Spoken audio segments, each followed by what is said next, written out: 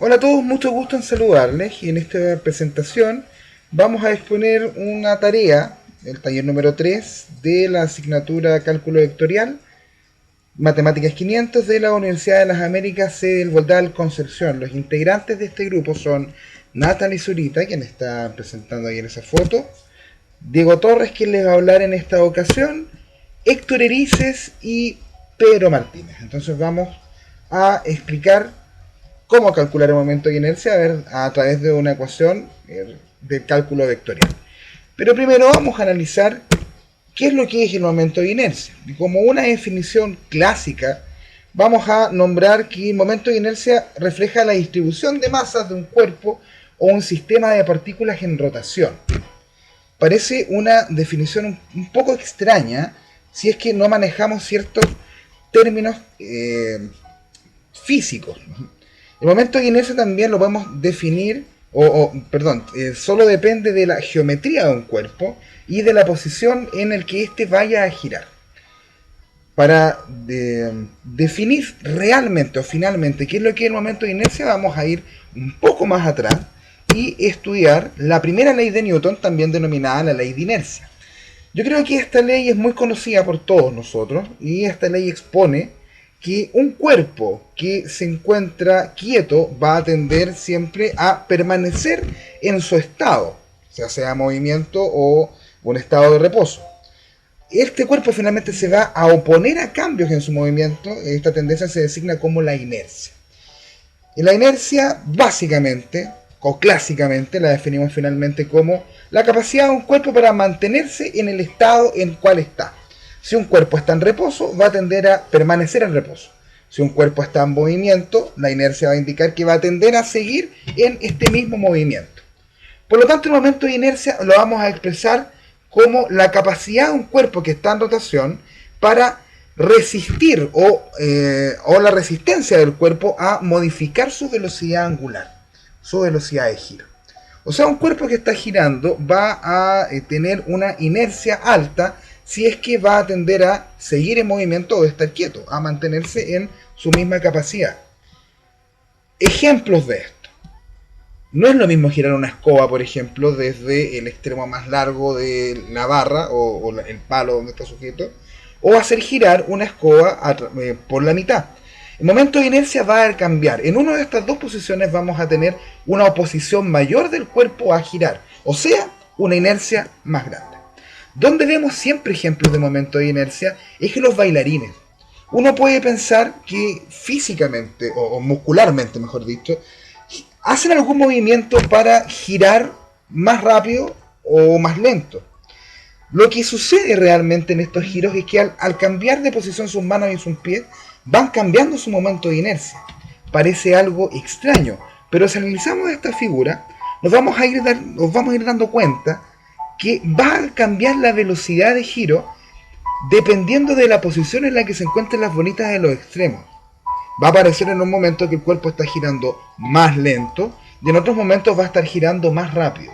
Esto se debe a que la inercia va cambiando. O sea, el momento de inercia es mayor cuando el cuerpo tiende a girar más rápido y el momento de inercia va a ser menor cuando el cuerpo va a tender a girar más lento. Mucho ojo con esto. Porque un cuerpo que no está girando, si tiene una alta inercia, va a tender a seguir en su mismo estado, en estado de reposo. Por eso es muy interesante este concepto y lo más importante es que hay ausencia de fuerzas externas. Nosotros decimos, claro, la fuerza es lo que hace que un cuerpo se mueva, pero el momento de inercia es bien extraño desde ese punto de vista porque el giro se realiza en ausencia de fuerzas externas. Es algo muy interesante. De este momento de inercia se postula como una fuerza inventada, como Coriolis, por ejemplo. O sea, es un fenómeno que no puede tener explicación pensando en la mecánica clásica de Newton, por ejemplo, en sus tres leyes. Esto escapa de las tres leyes de Newton, porque hay ausencia de fuerzas que hacen que el cuerpo se mueva más rápido o más lento. Para comprender el momento de inercia vamos a tener que necesitar lo siguiente. Cuanto mayor es la masa de un objeto, más difícil va a ser, lógicamente, ponerlo en rotación, o bien detener su rotación alrededor de un eje. Momento de inercia alto. El momento de inercia depende de la distribución de la masa de un cuerpo rígido. Cuanto mayor es la distancia del centroide, de la masa del eje, mayor va a ser su momento de inercia. Pongamos el caso de los planetas. Si vemos los planetas, ¿cuál es el planeta que está más lejos? Plutón. Por lo tanto, Plutón tendría un mayor momento de inercia porque se encuentra más alejado del centro de giro, el Sol. Siempre y cuando el sistema solar fuera circunferencia perfecta, no lo son, pero se acerca básicamente a un ejemplo bastante bueno. ¿Qué vamos a hacer ahora? Vamos a calcular un momento de inercia a través de esta ecuación, la integral de r cuadrado, o r, que es la distancia de cada una de las partículas del centroide o el centro donde se está girando, y este diferencial, que es un diferencial de masa. Por lo tanto, dependiendo de la figura que tengamos, vamos a tener distintos momentos de inercia. Y no sé si notan que aquí me están diciendo que el momento de inercia vale la masa por el radio de las partículas al cuadrado. Casi todos los momentos de inercia están tabulados. Las figuras más conocidas, como en estos casos ese cilindro, cuadrados, esferas o barras, los momentos de inercia están tabulados. El problema se va a presentar cuando llegáramos a tener un cuerpo que tiene una fisonomía no tabulada, por lo tanto vamos a tener que calcular el momento de inercia a través de un método alternativo. Y un método muy interesante para resolver es la definición de momento de inercia, el cual vamos a atacar como problema a través del cálculo de ecuaciones vectoriales.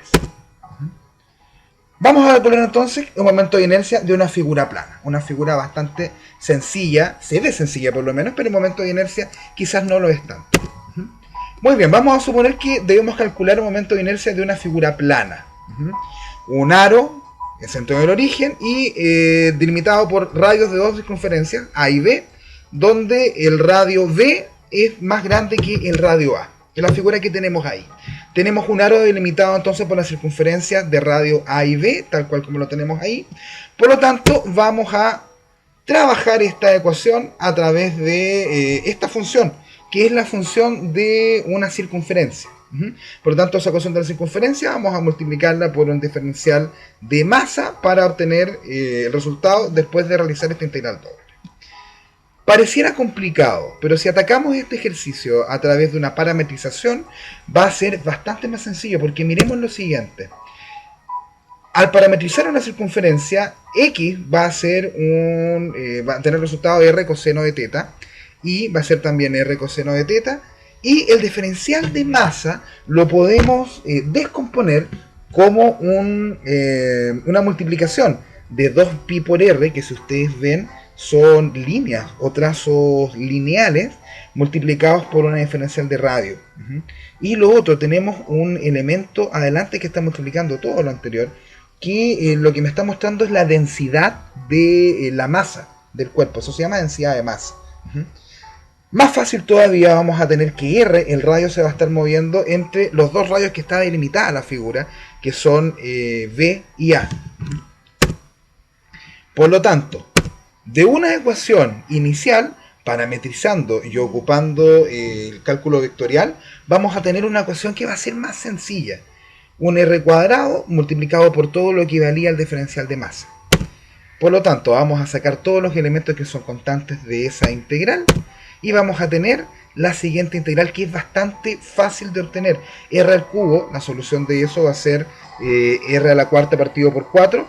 Y si lo evaluamos entre A y B, vamos a tener la ecuación que tenemos a continuación. Es bastante, no se ve a simple vista muy sencilla, porque el diferencial de masa obstruye un poco una visión de la solución un poco mejor.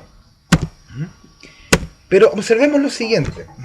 La densidad de masa la podemos descomponer como m es igual a la densidad de masa pi por r al cuadrado. Y eso lo vamos a reemplazar en nuestra ecuación anterior, teniendo como solución que el momento de inercia va a ser la masa multiplicada por los radios a menos b, que va a ser la figura que va a quedar al cuadrado, partido por 4. ¿De qué podría servir el cálculo de este tipo de ecuaciones? Es bastante fácil. Supongamos que una aplicación, bueno, en realidad no supongamos, una aplicación de esto son los movimientos circulares de los engranajes. Si tuviéramos un alto momento de inercia de este tipo de piezas, vamos a tener una resistencia mayor al movimiento. Por lo tanto, no me convendría en este tipo de casos tener un alto momento de inercia en este tipo de figuras, porque el aparato que nosotros vamos a estar ocupando quizás puede sufrir algún tipo de daño. Pero hay algunos casos donde el momento de inercia sí debe ser bastante alto, como por ejemplo en el caso de las vigas. Si tenemos momentos de inercia pequeños en las vigas que están sosteniendo un puente, por ejemplo, van a ser fáciles de hacer rotar por cualquier tipo de presión o masa que esté trabajando sobre ellas. Por lo tanto, en este tipo de casos, a diferencia del anterior, vamos a necesitar momentos de inercia que van a tener que ser muy altos. Como conclusión, entonces, vamos a nombrar que es posible obtener el momento de inercia mediante la integración de ecuaciones vectoriales. Acuérdense que dijimos que la mayoría de los momentos de inercia están tabulados y tienen soluciones, pero en el caso de que tengamos figuras que no están tabuladas, como la que vimos en nuestro ejemplo, podríamos obtener el momento de inercia a través de la integración con cálculo vectorial de este tipo de figuras. También es bien interesante nombrar que a mayor distancia, mientras mayor distancia se encuentre la masa o la partícula que vamos a hacer rotar del eje del centro, vamos a tener un momento de inercia mayor. Alguien podrá decir, claro, pero eso lo puedes obtener de las ecuaciones. Pero es bien importante nombrar que la mayoría de los fenómenos que tienen que ver con fuerzas y movimientos, a mayor distancia se encuentran estos dos, menor va a ser la fuerza o la fuerza que va a atar a estos dos tipos de partículas. Por lo tanto, el momento de inercia, esta característica lo hace escapar de todos los fenómenos que se estudian con la física clásica, la física de Newton. Es una herramienta muy útil el momento de inercia, por supuesto, sobre todo en la construcción, para evaluar la resistencia de ciertos materiales cuando son sometidos a rotaciones constantes o torsiones.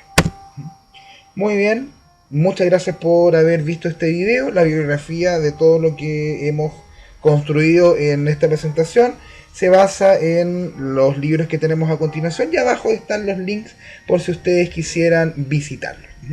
Nos vemos, que estén muy bien, mucho gusto y muchas gracias por ver el video.